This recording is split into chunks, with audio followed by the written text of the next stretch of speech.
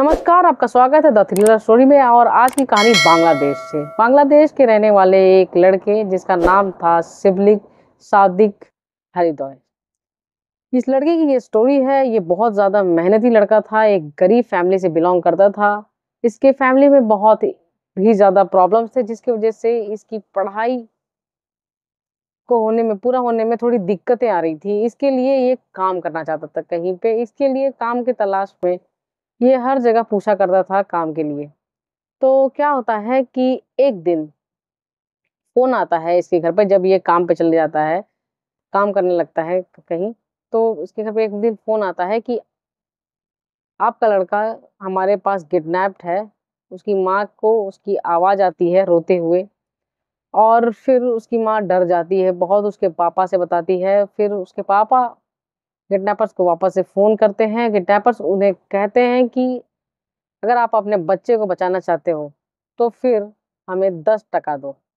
बांग्लादेश में जैसे हमारे यहाँ पे रुपया यूज़ करते हैं, वैसे ही बांग्लादेश में टका यूज़ करते हैं।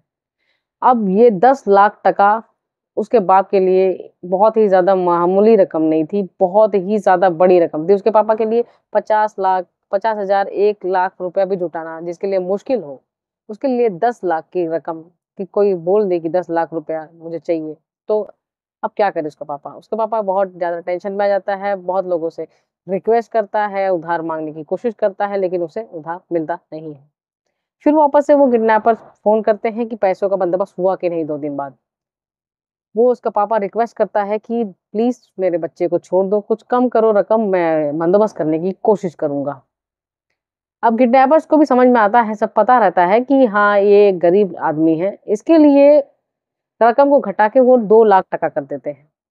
अब 2 लाख टका भी जुटाना उसके पापा के लिए थोड़ा मुश्किल था, लेकिन कैसे-कैसे करके उसके पापा ने 2 लाख रुपए जुटाए। 2 लाख जुटाए, और फिर 2 लाख जुटाने के बाद उन्होंने जहाँ पे बोला था, वहाँ पे वो पैसे दे के चले आते हैं वहाँ उसको। जो 2 लड़के थे रिसीव करने आए थे पैसे, उनको दे के चले आते हैं और कहते हैं मेरा बेटा कहाँ है? तो वो लोग बोलते हैं आपके घर पहुँचने से पहले आपका बेटा वहाँ पे पहुँच जाएगा। ये खुशी-खुशी घर की तरफ लौटने लगते हैं और फिर घर पे आके वेट करने लगते हैं अपने बेटे के आने का। लेकिन उसका बेटा आता नहीं है, तो बहुत टेंशन में हो जाते हैं और फ़ोन करने की कोशिश करते हैं किडनैपर्स को, वापस उनका फ़ोन लगता नहीं है या उठाते नहीं हैं।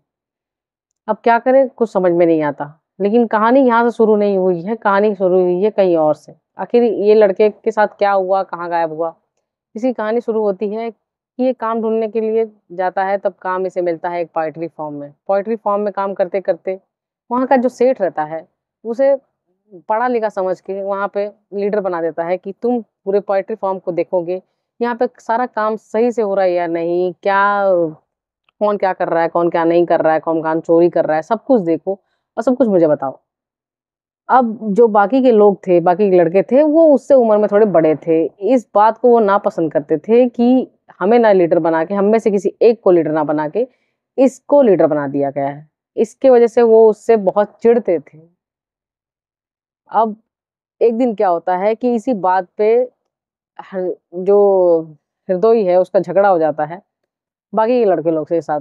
तो अब बाकी के लड़के लोग उसके साथ झगड़ा कर लेते हैं, तो फिर वो ये बात सेठ को कैसे न कैसे पता चल जाती है। हर वो बताता नहीं है, लेकिन फिर भी पता चल जाती है बाकी लोगों से।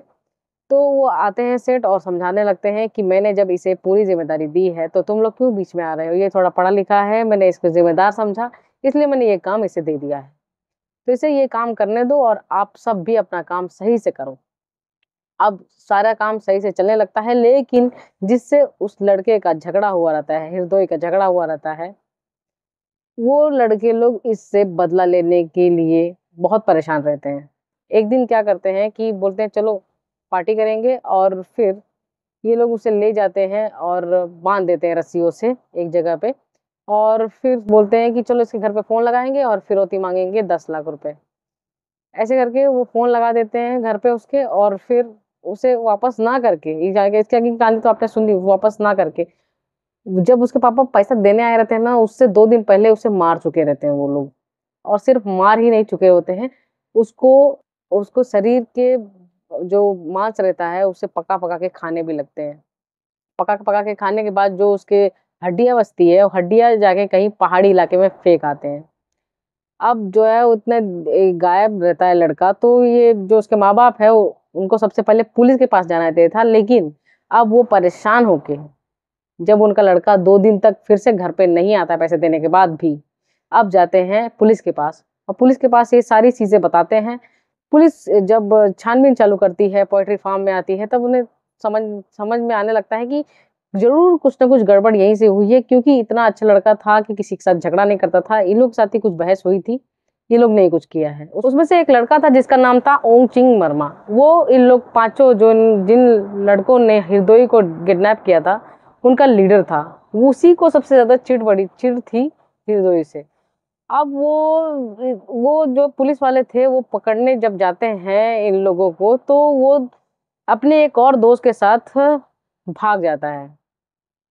वो भाग जाता है, बाकी के 3 पकड़े जाते हैं, तीनों से पूछताछ होती है, मारा जाता है, उन्हें अच्छे से धोया जाता है। तो वो लोग सच्चाई बता देते हैं कि हाँ, हमने ही किडनैप किया था, हमने गुस्से में किडनैप किया था, हमारे सेठ से हमें डांट पड़ी थी और हम लोग ये अपमान बर्दाश्त नहीं कर पा रहे थे, तो इसलिए हम लोग ने उसको किडनैप किया। उसे सबक सिखाने के लिए हमने उसे मार भी दिया और साथ में कोई सबूत ना बचे या फिर कोई लाश ना मिले, इसके लिए हमने उन्हें उसे पका के खा लिया।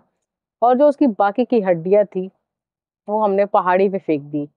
पुलिस ने जब लोकेशन पूछी तो वो लोग वहां पे ले गए जहाँ पे हड्डियां फेंकी थी उन्होंने, और फिर पुलिस को सारे सबूत मिल जाते हैं उन लोग के खिलाफ।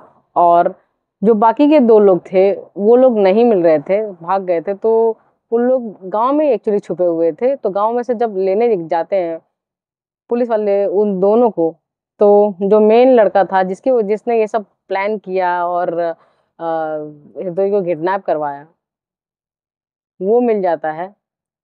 और फिर जब लेके आते रहते हैं पुलिस वाले, तो रास्ते में ही उस लड़के को गांव वाले, पूरे गांव वाले मिलके, जब उन्हें पता चलता है कि ये बंदे लोग ने मिलके एक लड़के को खा लिया है, तो उन लोग को इतना गुस्सा बढ़ जाता है कि सब लोग गांव वाले मिलके उस पर टूट पड़ते हैं। पुलिस वाले भी कुछ नहीं कर पाते, उसे पीट पीट के उधर ही मार देते हैं। एक जो बाकी का लड़का रहता है उसके साथ में, वो बच जाता है, वो पुलिस हिरासत में चले जाता है।